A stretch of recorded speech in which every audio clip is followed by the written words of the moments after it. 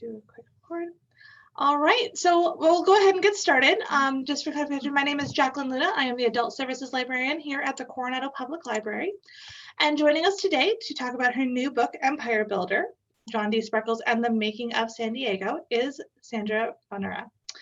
Historian Dr. Sandra Bonura is a proud native San Diegan. Her mother worked at North Island for her entire career, so Coronado played an important role growing up.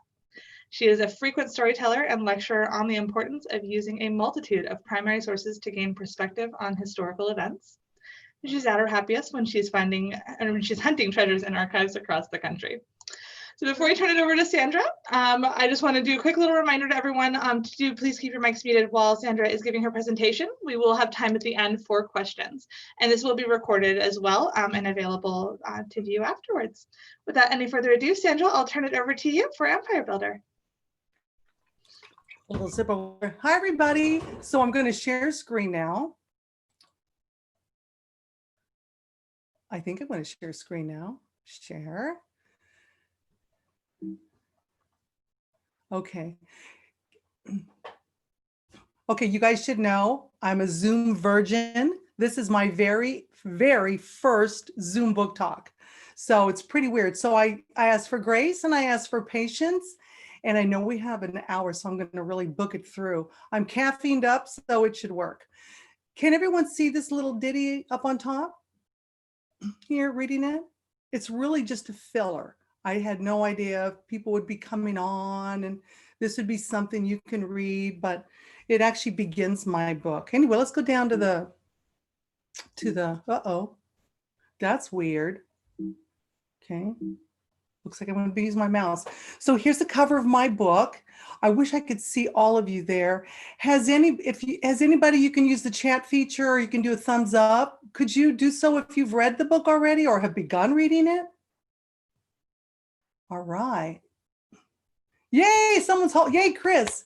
Okay, so let me do it real quick. Do you see up there where it says Chris Donald and it says Cody Wuthridge? These, my friends, are two direct Spreckels descendants, and they are joining to make sure that I don't defile their ancestors' legacy in any way.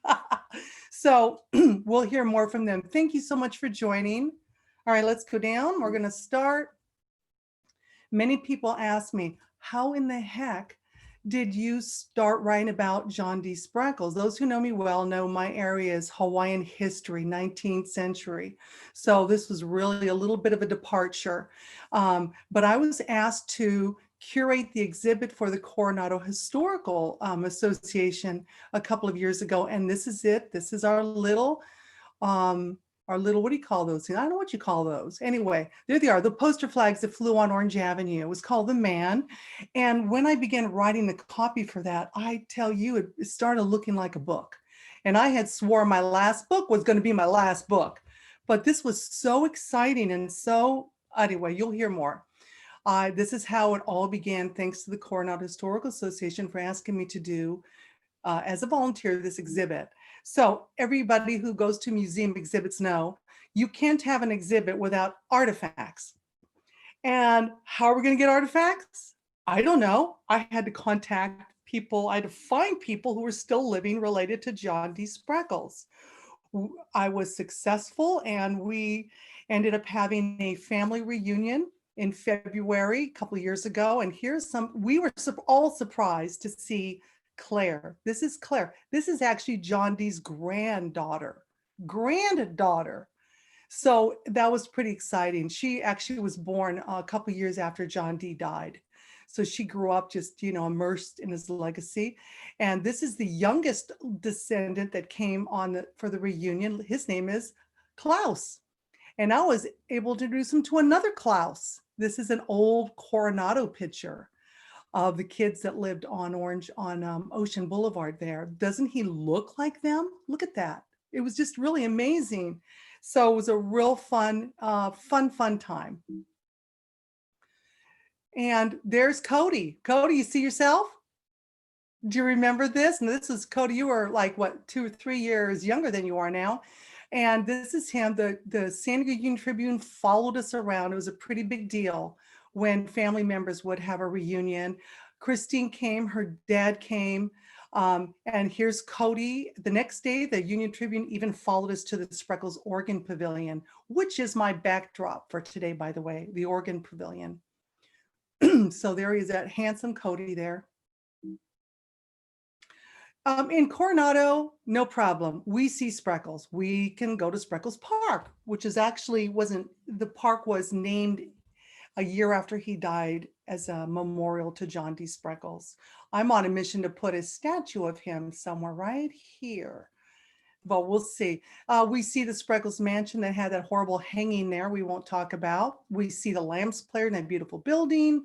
We see the Glorietta band. Spreckels is, and then we have the new John D. Spreckels Center. So yay, pretty excited about that.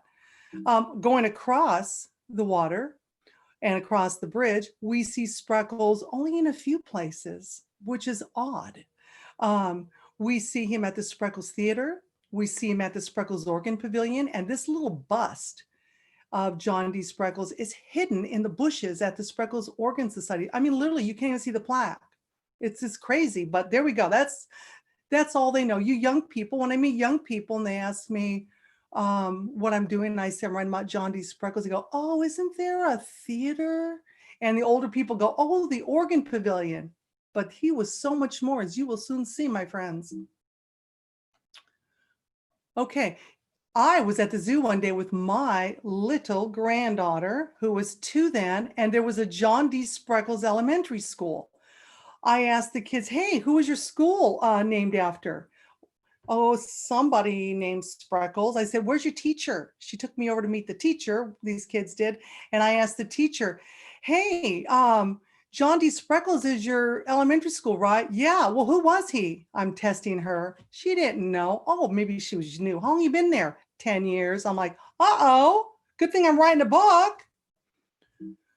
So here's the San Diego I remember. Okay, I'm dating myself right now, people.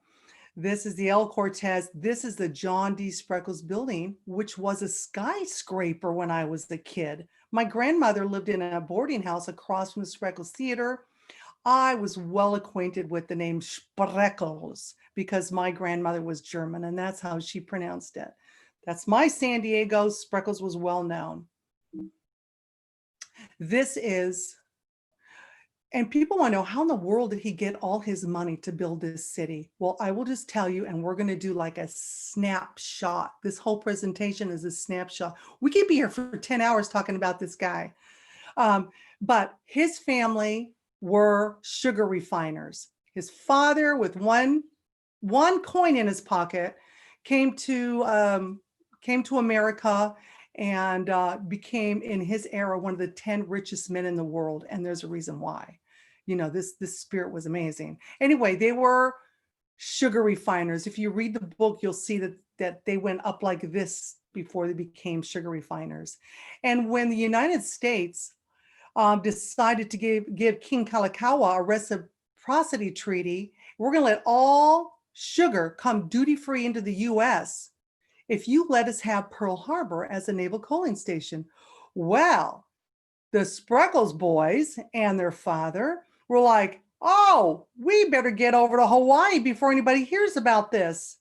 If we own the sugar cane and then we can refine it." Okay, doesn't take a genius to know this is how they're going to make their fortune. Oh, those languid islanders, they didn't know what hit them.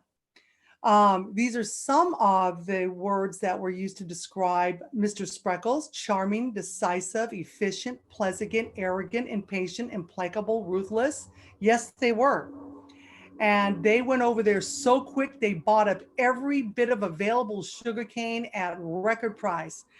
And when the planters realized later what happened, they felt really like they had been taken advantage of. Well, they're not the only ones that felt they were taken advantage of. Klaus Spreckels and his firstborn son, our John D., they had quite the personalities. And before you know it, the king, we won't go into Hawaiian history, but the king was in a little bit of a bind. And he and Klaus Spreckels became very close friends. So close that some people think that you can just read the dates here real quick, that the Spreckels family, not only did they buy most of Hawaii's sugarcane, they obtained 40,000 acres of crown lands, that would only cross over family lines in the Hawaiian monarchy system. So you'll have to read the book to find out how all that happened. You can see by 1884, just a few years, they had a sugar empire. And guess what? The king was in debt to Spreckels, the whole kingdom. He had loaned him that much money. So the Spreckels could pretty much have what they want at that point in time. Okay, here's Spreckelsville, Hawaii. Thumbs up if you've been to Maui. All right. Anyway, this is the Spreckels all natural sugar. This is the Maui plantation, and this is a beautiful painting. Gosh, I have so many stories. I got to really, limit myself. Anyways, Spreckels became a household name, people, a household name, because particularly after the Civil War, when the Civil War was going on, all the West Coast and the middle of the United States, we couldn't get our sugar. So we had to come up from the islands to get our sugar. Okay, so sugar, that's what I'm going to call him John for now. That's what John D's father got him into. He didn't love sugar. He loved the money sugar brought, but the whole family, him and his 4 brothers, they were all into sugar because their father said they were. He decided, hey, Dad, let's start shipping our sugar. Why should we pay someone to ship our sugar? We own all the crops in Hawaii. We're refining all their crops in our San Francisco refinery. Why don't we ship it? Then we pay nobody. Then we got a monopoly. Boy, was that ever successful. John D loves shipping. There's so many stories. He's actually revered in that whole world of maritime. Anyways, here is, you'll see at 26 years old, he incorporated as the Oceanic Steamship Company. And by the time he was just like pushing 30, he had 7 steamships. And these were our country's first luxury steamships. Back in the day, from here in the West Coast, I mean, you ship stuff just to get it from point A to point B. John D made it, let's go in style. They're drinking off Tiffany and they're having China. They're got sugar beneath them.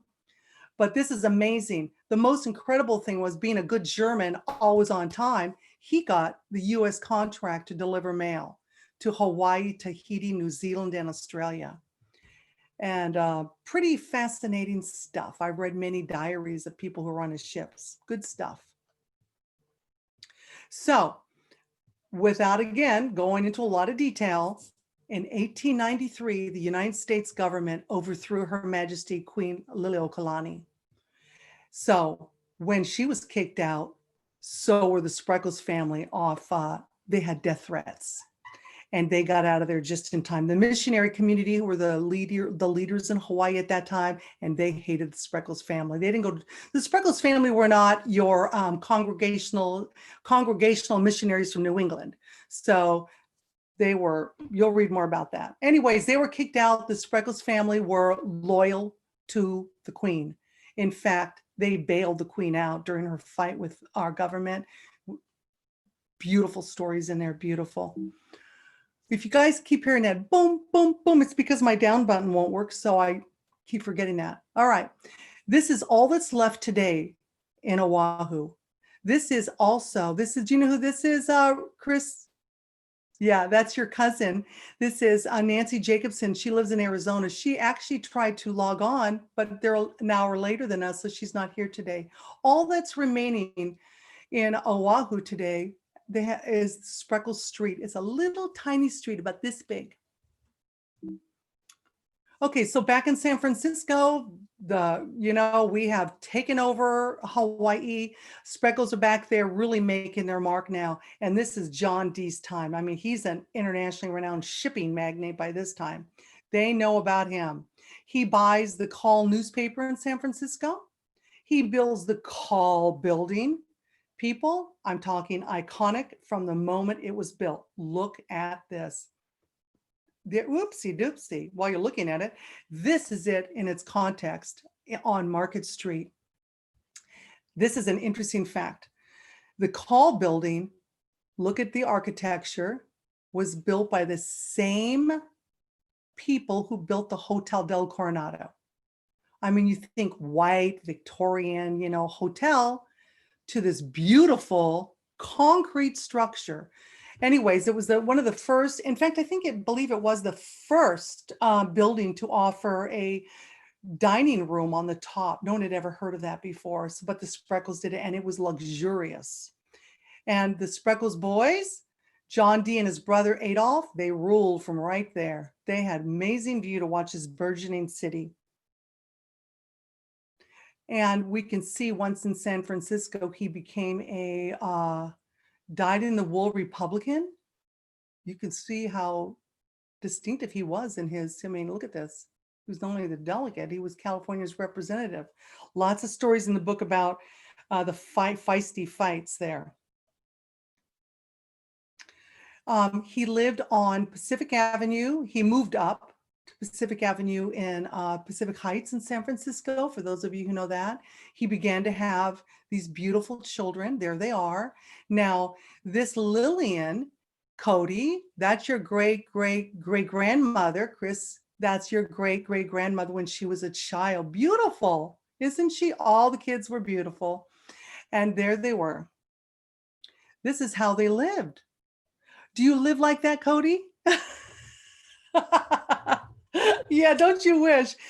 I have many pictures of the interior of this house. They, of course, it was just magnificent because the shipping took them all around the world, and they collect the most beautiful, beautiful antiques. And John D. Spreckels lived very luxurious with his 4 little children. But what he loved most was being out on the ocean with his children. And look at his daughters. That's Grace. Before computers drove ships, look how you had to look out for stuff. Yeah, you actually had to use these things. Watching for whales and tides and what have you. This is John D. taking his daughters out, going to Hawaii many times. There's one wonderful little story in the book. Chris, I got that from your grandmother's book. One day they were sailing to Hawaii. John D brought a cow on board for the 2-week voyage because the kids could have fresh milk. Well, a wave came up, cow went overboard, sharks ate the poor cow right before the kids' eyes. Is something they never forgot. That wasn't their best journey. But note, John D owned 7 luxury steamlines he could have gone in, but this is where he was happiest, out on the sea on his yacht, who he won many races. It was on one of those yacht trips that he says he discovered San Diego, and these are his words. Would you guys mind reading his words for a second?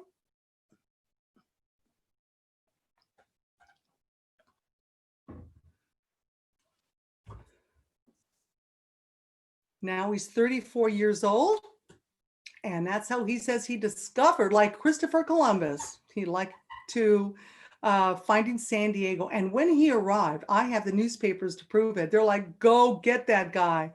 The city was, San Diego, all of Southern California was in a huge, huge boom. I mean, we were like, everybody wanted to move here, get our climate, get in while we could. Big train came across to Los Angeles.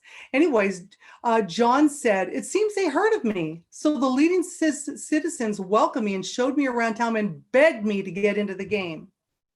And I remember the headline saying in one of my research days, the Sugar Prince is here, run, get everybody down there. He's rich, like get him to invest.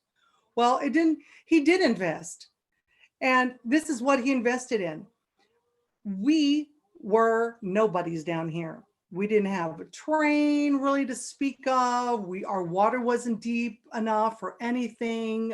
We didn't have the proper facilities. We weren't growing like Los Angeles. So the leading citizens said, we need a wharf. And guess what? Now that we're in this boom, the railroad's leaving because there's no coal to put in the railroad. So he immediately saw the wisdom in building this. Look at this as his warehouse. All these were his. This wharf, all of it could now bring building supplies into San Diego. And look how many people, 600 people were soon employed. But I want to give you a little John D story so you get to know his character a little bit during this time. Okay, this is old San Diego. Do you see these little skinny wharfs? These already belong to local San Diegans in Father Horton's era. Who's this upstart trying to build a big coal thing here? We don't think so. He's going to take our business away. They obtained legal injunctions where they stopped the building of Mr. Spreckels' wharfs. Oh, let's read the story a little bit. He said, I don't think so. I don't care about any legal injunctions. He hired 2 full crews to work. As soon as the first crew was hauled off to jail, the second crew picked up where the first crew had left off. When the second crew was jailed, the first crew bailed out on Spreckels' money, returned to the job until the newspaper said the opposition was worn out. You just don't say no to John D. Spreckels. He will get his way. And a couple of guys, I know all you Coronadoans have probably seen these faces ad nauseum. Let's go with Babcock. John D. Spreckels already knew Babcock. Babcock had already been up there to say, hey, we're building this big city downtown. We want to build Coronado. And how about you bringing a ship down here, which at that time was a no-go. But he was well acquainted with Babcock. Story had, Hampton Lovegrove Story gets way too much credit in Coronado, I think. The guy was kind of a creep. He owned this Story and Clark piano back east. He ditched his wife and his 3 kids, took all the money out of the bank that belonged to the company, and ran away with his secretary and came to Coronado. So, yeah, yikes. And besides that, he was Spreckels and he did not get along. Spreckels did not like him at all. But he was toured around Coronado. This was it being built. They were already had this vision to build a hotel, build a community. And when an auction came, you can see how the land was plotted out on this chart. It was frenetic. The boom was going crazy in San Diego. So everybody said, well, let's get a piece of the pie over this Coronado. What could go wrong? Levi Chase was a lawyer in San Diego's lawyer. And he was one of the first ones to purchase a lot, $1,600. By lunch, he was offered $3,500 for the very same lot. So you can see everybody wanted to get into Coronado. It was a very successful day. So they got the money entirely, coincidentally, the purchase price of the entire peninsula. So now we can build the hotel. And there she is, the cover of my book. Thank you. Thanks to my publisher finding this picture. I wondered where they got this, and they got it from I think it said in Yale University. Anyway, it opened in February 14th. I think it's remarkable, people, that this hotel was built in 11 months. 11 months. I don't know about you, but I'm pretty impressed with that. But when it did open, it wasn't quite finished. It was kind of like a soft opening because there was trouble in the air when that hotel opened. And here you go. What goes up must come down. And this axiom was never truer than when the great land boom of Southern California collapsed in the early months of 1888. All the land people bought, all the investments, they weren't worth anything, not a penny. This is an actual photograph in San Diego of people trying to get out, go back home. Boom, bust, and despair. You can see there we had a robust 50,000 San Diego to an anemic 8,000. That's incredible. Now look at what JD said himself there. Perhaps you can read his word. He thought they were rats like a sinking ship. So Babcock needed the money, or the hotel was going to go the way of some other hotels were going up in Orange County, Los Angeles. They were being torn apart for firewood. He begged for a loan.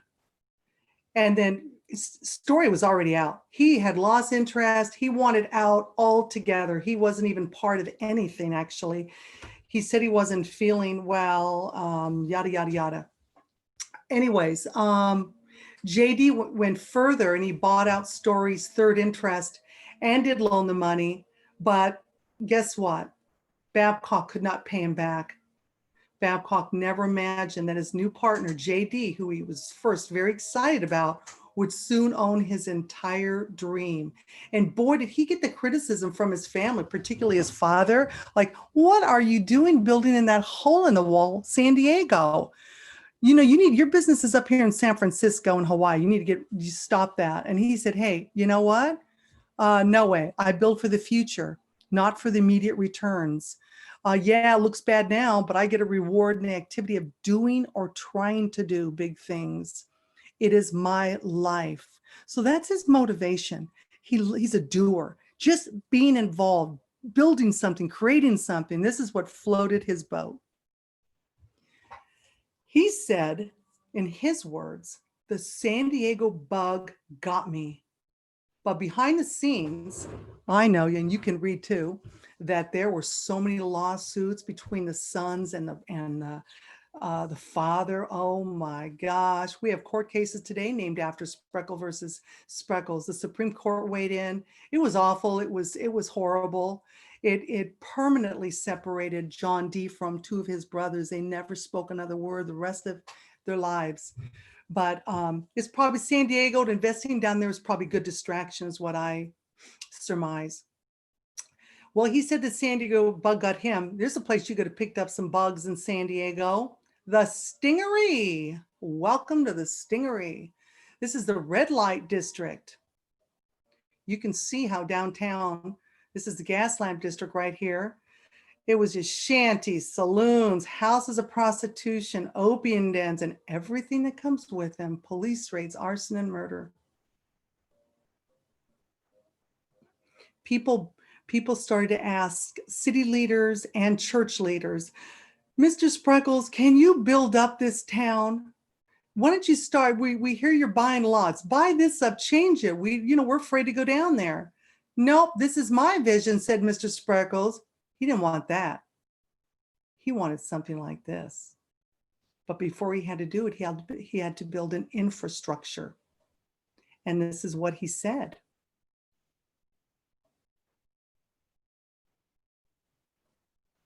So the most important thing San Diego needed was water. We were a desert. You'll read about stories how people drank beer just to save their water.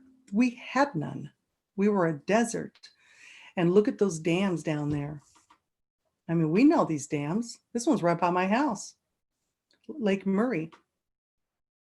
So it's pretty impressive that by 1912, Spreckels Water Company was the municipal water company of San Diego. So he said, I set to work to build a street railway system which could reach out to even the outlying sections of the city. So if you look down here, you see that poor tired horse. He was really happy to see Mr. Spreckels. He wanted to go out to pasture because this whole place was just it was awful situation. It was going into bankruptcy. This is what he had to deal with. He said, oh, not for my city. He went to St. Louis himself. He pulled him out of bankruptcy, some other little lines, and he started the San Diego Electric Railway in 1892, and they were beautiful. Look at that. People couldn't believe someone's investing in a little podunk city, but he had a dream and a vision and a plan. And now San Diegans could start building in the suburbs. His family bought the Hawaii newspaper so they could support their dreams, their plans rather, and also could get rid of criticism. John bought the 1890, the Union, so he could then, say, hey, look what I'm building, look what we're doing, watch San Diego grow was his masthead on the paper. But then the Evening Tribune started saying, hey, who's this upstart from San Francisco, trying to be Mr. San Diego? Well, that was it. He bought that paper out. solved his problem. Hence today we have the San Diego Union Tribune. San Diego had 0 parks. He gave us our first park. We didn't have Balboa Park then. This is Mission Cliff Gardens. It was a labor of love for him. He got nothing but criticism. You just want to make money by using your streetcars to go up there. But now, even his critics had a nice place to picnic with their families on Sunday. I wonder how many recognize that. That's the on Normal Street. You know, that's the used to be the first San Diego State down there. And you know, this, I mean, there's a plaque in town, but I mean, really, if it weren't for Spreckels turning La Casa Estudio into Ramona's marriage place and rebuilding this, there'd be no Old Town. I mean, he saved it. This is where the first American flag was put out here, and he hired a woman architect, which is pretty progressive for him in those days. And today, La Casa Estudio is one of the oldest surviving examples of Spanish architecture in California. People make students of the art make pilgrimages just to study this. And Hazelwood Waterman is renowned. Anyway, when I was a kid, it was called Ramona's Marriage Place, because John Spreckels fictionalized it. He didn't fictionalize this. This is historically accurate. These were crumbled ruins, but he fictionalized Ramona, and you can read about that. So Coronado was his family's retreat. There's young Klaus there, in front of the Hotel Del. We still see they have the water protection up there. This was his retreat. Family would sail down. They'd spend all summers, Christmas vacations. It really was a wonderful time. There's his children in the courtyard of the Del. Chris and Cody, here's your ancestor right here. This is Lily, always shorter than her sister Grace, which used to bug her, I understand. This is John Jr., went by Jack. This was John D. Spreckels' heir apparent. He was being groomed, carefully groomed to take over for him. And this is little Klaus. He's the one that lived on the mansion where that unfortunate hanging took place. He's wearing a little skirt there. I don't know why, but I think that's what they did in those days. In 1900, he built the tent city, never made a dime off of it. It was the most unprofitable thing in the world for him, but his family loved it. Anybody who lived in El Cajon, Lakeside, anywhere outside of San Diego loved it because it was cool. Nobody could afford the Del. They all stayed here for summer. People came from all over the world. It's just quite a romantic concept for Tent City. But when he was 54, 1906, he'd already been very ill, probably for a year and a half by this point. He was near death.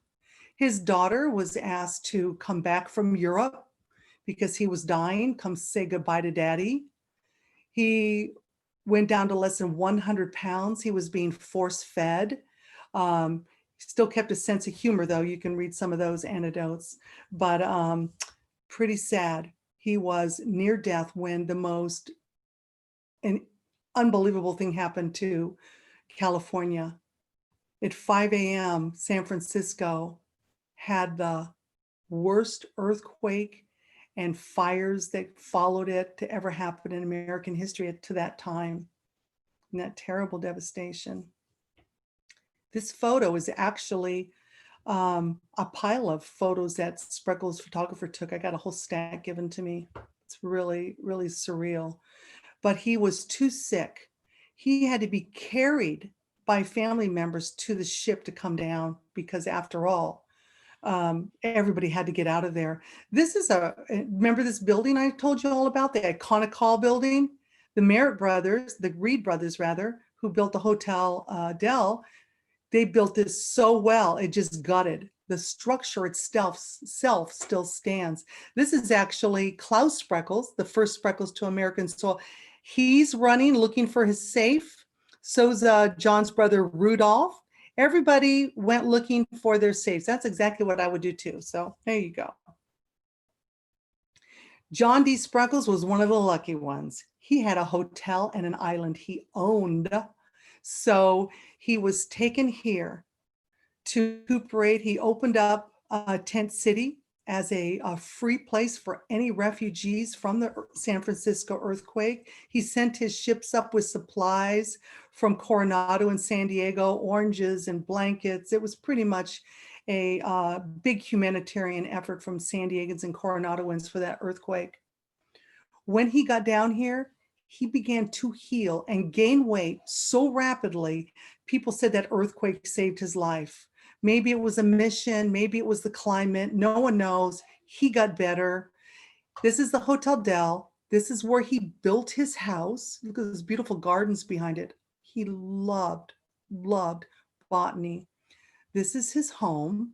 This is his home today, the Glorietta Bay Inn. Now, this is just a little Coronado story. So some of you can just understand him, and you guys, most of you live in Coronado. Okay, so people going, when did Coronado separate from San Diego? It was a debate over every garden fence in Coronado. Hey, should we separate and become our own city and be self-governing? But in 1888, when the first Coronadoan said, you know what? If we have to pay the bill, I don't think we want to do that. I mean, look what Spreckels and his beach company, even those trees to be watered and fed and nurtured and groomed. I don't think we want to pay that. Let's just pay San Diego's high tax bill and let Spreckels keep on paying. By 1889, San Diego charged all those Coronadoans huge tax bills that they were in arrears of. And then they said, hey, we need even more money because we need money to build schools, we need money for hospitals, we need to pay for roads. And Coronadoans went, I don't think so. Why in the world should we pay for schools our kids aren't going to, hospitals we won't visit, streets we won't drive in? So they became incorporated. And this is before a mayor. So Coronado had a city council set up to govern. Well, naturally, Spreckels was still living in San Francisco at this time when they became incorporated. He was all for incorporation because he was tired of paying everything for Coronado. And it was smooth sailing. He had his own employees on that first board. But when his guy termed out, there was a new board president who looked all smiley at the beginning at Spreckels, but he was not willing to be merely a rubber stamp. This guy needed to diminish Spreckels' power, and he found anti-Spreckelsmen to run for council seats who appealed to the island temperates. By those, know that those are teetotalers. These are people who don't drink. Prohibition was just shaking the nation at the time. After all, there was a clause in the contract of their homes in Coronado. We will not drink in our homes. We can only drink at the hotel. That's what they signed up for. Well, he says, you know what? I'm going to appeal to these people. The guy, I'm going to go anti-Spreckels. I'm going to get my candidate, and he's going to tell the city, we're going to revoke the liquor license from Tent City. And he began a nasty campaign against all things Spreckels. And I mean, it was bad. You thought this past election was bad. This was Coronado's just grief. Anyways, after expensive electrical upgrades, fire hydrants throughout Coronado, giving thousands away to churches, hospital, charities. He was supporting a private fire and police department for Tent City and the hotel, when really, since they were incorporated, taxpayers should have done it, but he didn't ask for any of that. And after widening and paving the roads in Coronado, gifting more both land and property, including this library that Jacqueline Luna is sitting in right now, he was furious and I believe hurt. This is how you treat me, calling me horrible names, et cetera, et cetera. And so he found, I think his name was Sylvester Kipp. He was Coronado's first realtor. He says, this guy's running. He liked Sylvester. And he decided, he told everybody in the newspapers, I will close Tent City. So the election of trustees would not resolve itself into a saloon campaign. So he thought if he took Tent City and its saloon out of the equation, they have to talk about issues instead of, are you for booze or against booze? Now look at all these people here at Tent City. These are people from San Diego. These are people who every Friday night would take their dates there, go meet a date there. This dance pavilion, it was enjoyed by Coronado residents as well. People came down from Pasadena. This was a very popular place, and people were so, so sad. My gosh, Tent City is going to be closing this summer. What will we do? And John D. Spreckels says, look, I've never asked for one favor from Coronadoans. On the other hand, millions of dollars have been spent. You can read this here.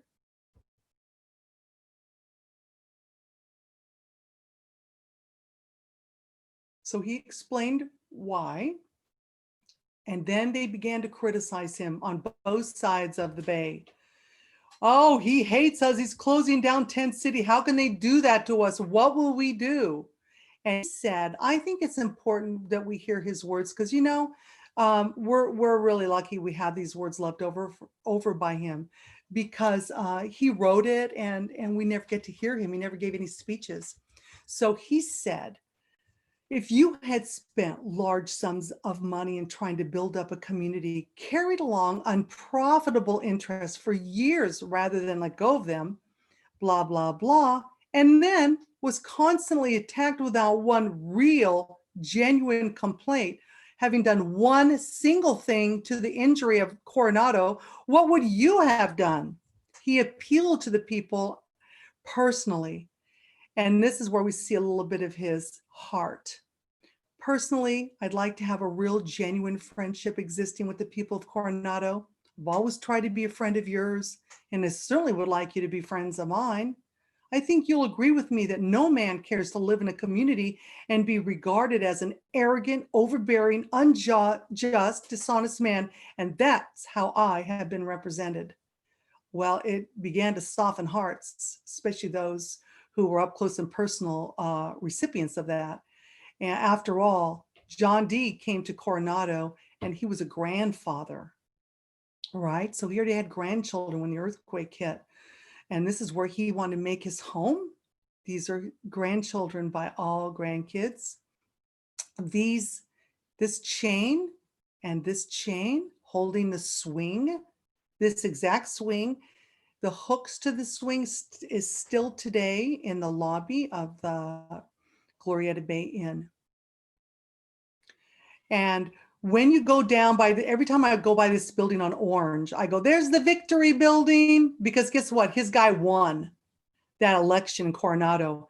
And he announced, he jumped off the hotel's bar to the ground and said, my victory means your victory. And I'm going to build you a bank and a big theater and a big building as a thank you to Coronado. So here it is. We still see today. It is the heart and soul of Coronado. Where we see the silver strand, it is the Lambs Players today.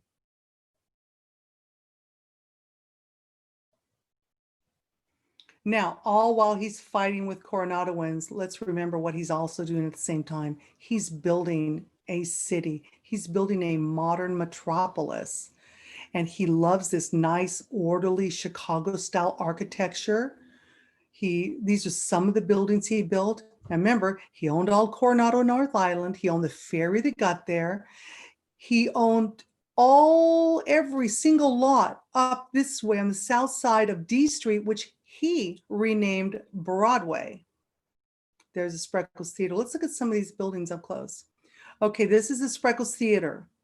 Now, all his buildings were made of reinforced concrete, reinforced with steel encased so he wasn't going to live through another earthquake or fire.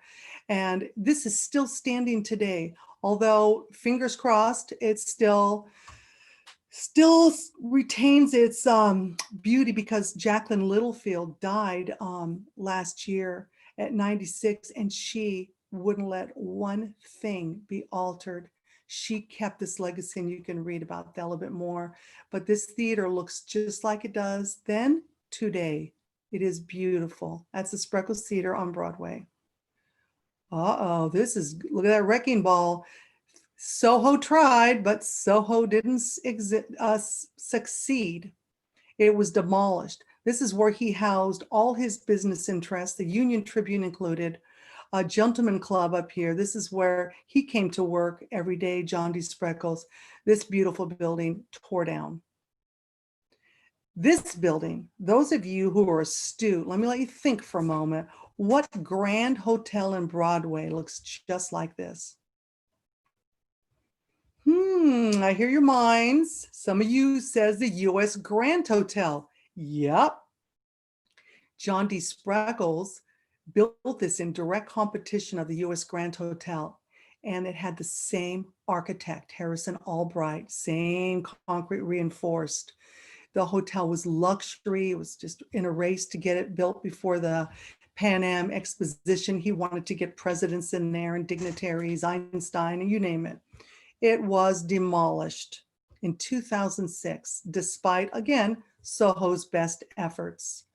This, unfortunately, this is fortunate. It still remains. Some people say you want to walk real fast through it, though, because there's a lot of down and out people that live there today. This is the Golden West Hotel. Really, San Diego was growing so fast about the time of the Pan Am Exposition that there were no place to house the builders who would come to our city to prepare. This hotel was called the Working Man's Hotel, and it still exists today. They saw the same switchboard in the lobby too. It's cool. Was he a philanthropist? Oh, he hated that word. Won't say more about that. But he used to say, I am not Santa Claus nor a fool. The best charity you can give a man is work. But listen to this, friends. 1 in 15 San Diegans work for a Spreckels-owned company. 1 in 15. This man was a boss to a lot of people. So this is just where he was president of San Diego. He has holdings in Los Angeles, Hawaii, and San Francisco. This is just San Diego. In other words, he was boss Spreckels to thousands of people at one time. And this is a stunner. He was paying 10% of all property taxes. Pretty important man to San Diego. You know, he didn't like to be known as a philanthropist, but this is just a little story that no one knew about until someone did Ted Williams' biography.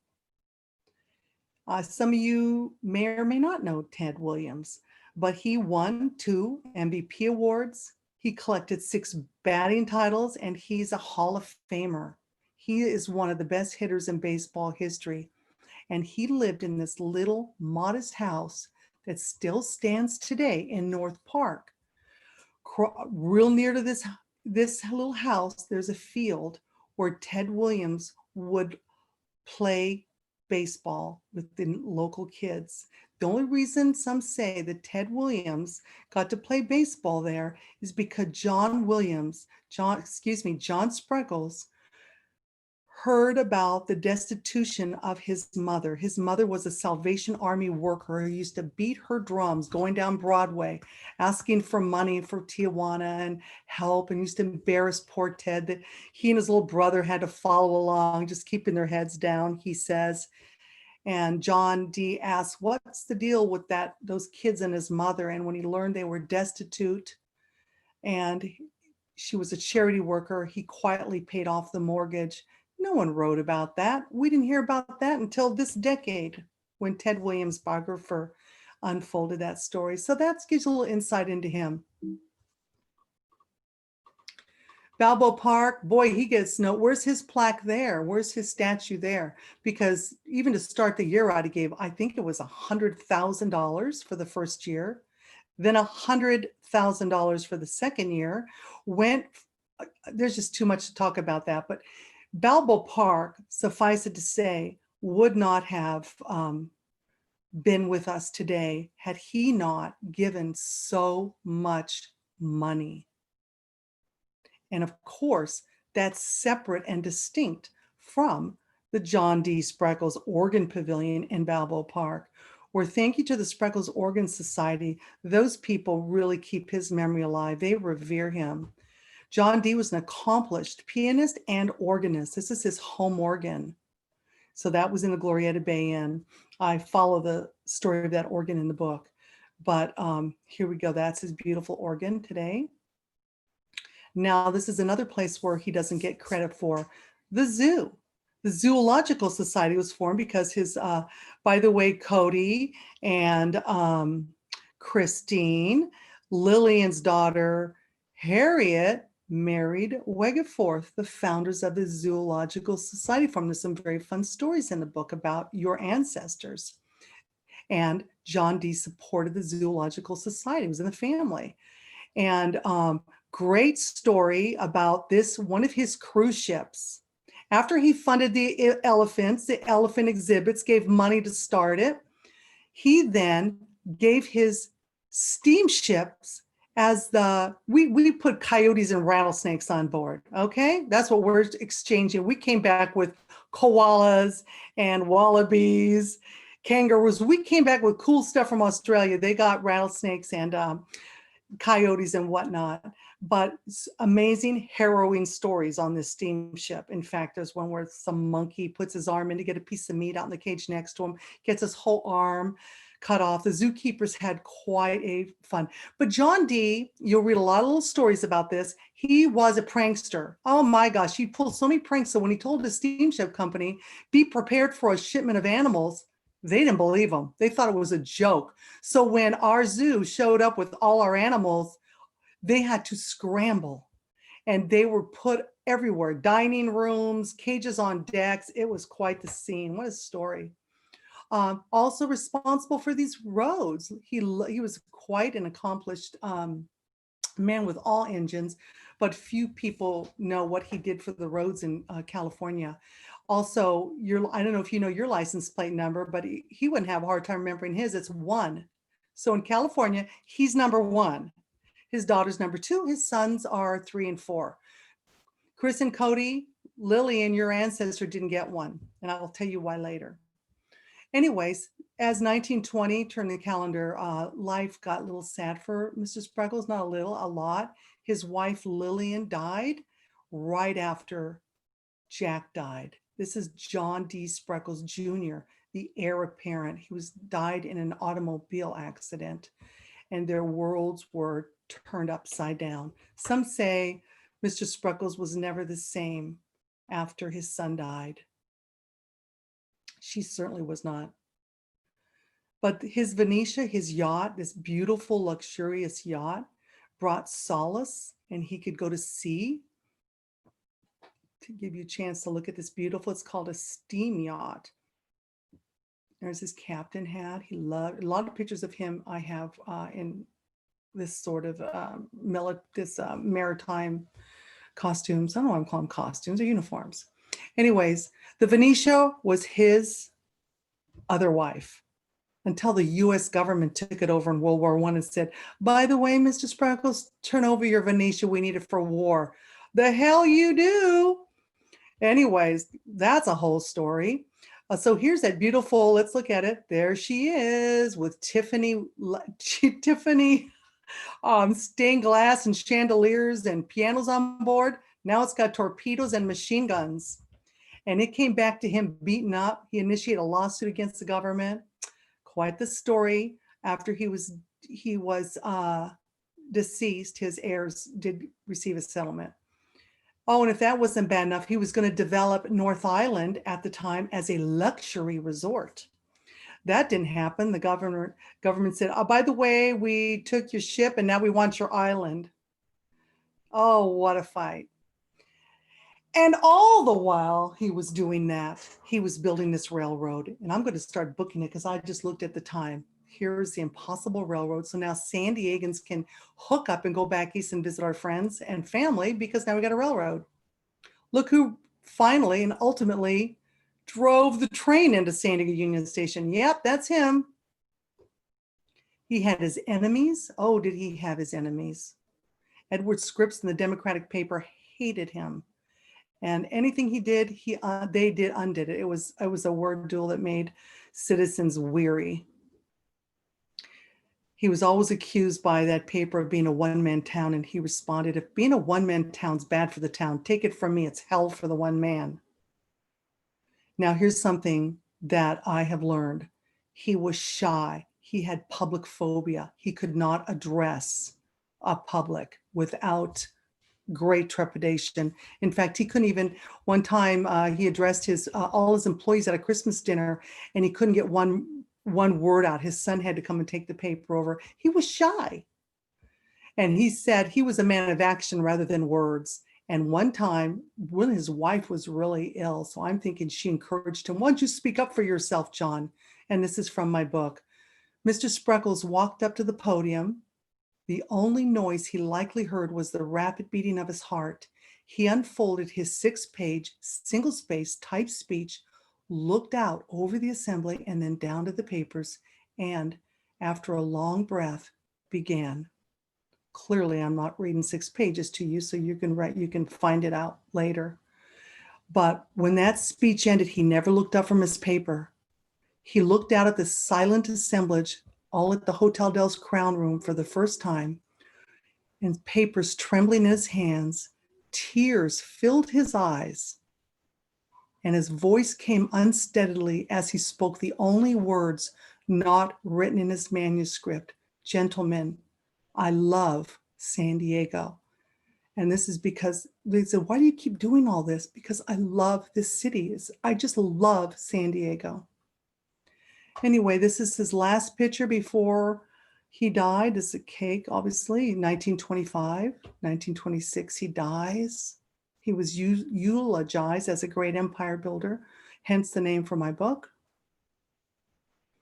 It's when I wrote the chapter when he died, I'm like crying. So then I'm editing the chapter and I'm crying again. These Coronado school kids are throwing flowers on the path. I'm like, oh my gosh. Anyway, it's always hard to write a book and then write their death chapter. Unfinished business. This is what he never got to finish after he died. This John D. Spreckels building's right now still down there undergoing, and he didn't get to finish Belmont Park. Thank you. Let's see. I think it's 5 to 12. I don't know what to do at this point. Are there questions? Real quick, Sandy, let me interject. I'm going to go ahead and turn off the recording here in a second, and then we'll get to the questions. But thank you so very much. And I did also want to say thank you to the Friends of the Library who are integral in providing all of our programming. So I will stop this recording and then open it up to questions.